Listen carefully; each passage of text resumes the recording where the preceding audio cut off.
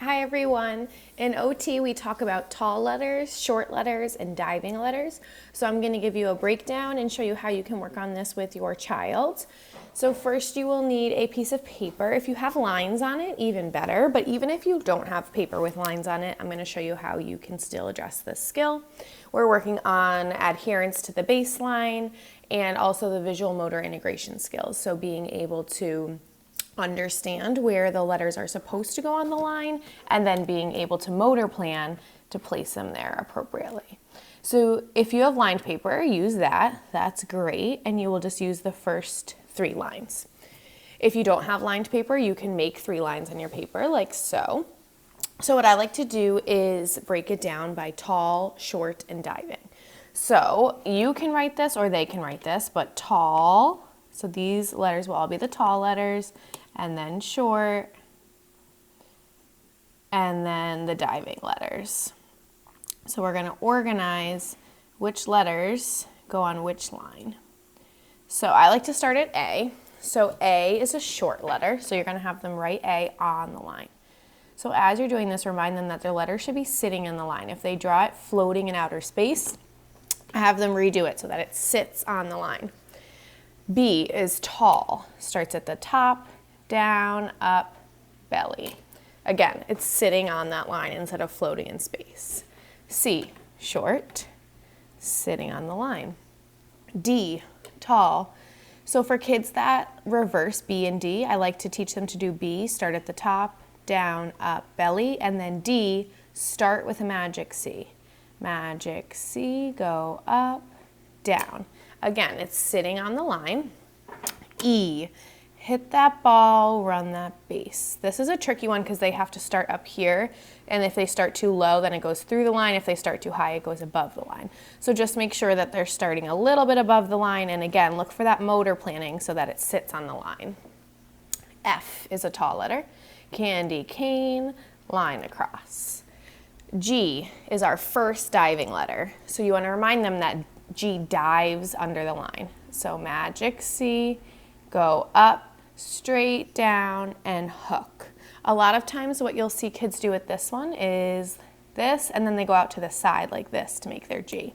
So remind them, straight down, and then a hook. And then that will get them oriented to the line and keep their G straight up and down. Next letter is H, so it's tall, down, up, hump. Then I, short, down, dot. J is diving, down, hook, dot at the top. K is tall, down, kick in, kick out. L is also tall, just a line down. M is short, down, up, hump, hump. N, also short, down, up, hump. O, short. Sitting on the line, all these letters. P, diving. So again, start here, you dive down, back up, and a belly, sitting on the line. Q, another diving letter. Magic C, go up, straight down, hook the other way. If your child has difficulty remembering which way the hook goes, use their writing hand to help them. So Q, if they're a righty, is going to go towards the writing hand. G goes away from the writing hand. And the more that you repeat that and work on that with them, the more it will stick. And again, if they're lefty, you would just switch. G would go towards the writing hand, Q would go away from the writing hand. R is short, down, up, hook.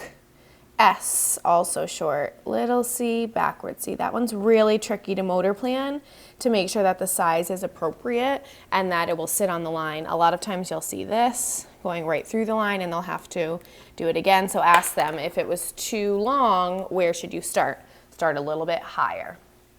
T is tall, U is short, V is short, W, also short. X, diagonal line, Y, diving letter. So I say little line, jump to the side, big long line. And Z, over, across, over. So as you can see, we have quite a few different letters and they are tall, short, and diving. So you want to make sure that your child understands, and then once you do this, you can use this as a model for when they're doing their writing. So have this out, have it handy, and if they do a letter incorrectly, you can say check your chart and have them look at their chart to figure out how their letter should be sitting on the line. I hope everyone has fun with this one, and then you can use it for all writing activities going forward, which is a great tool to have at home. Let me know if you have any questions or trouble with any of the letters. I hope that you guys enjoy this one.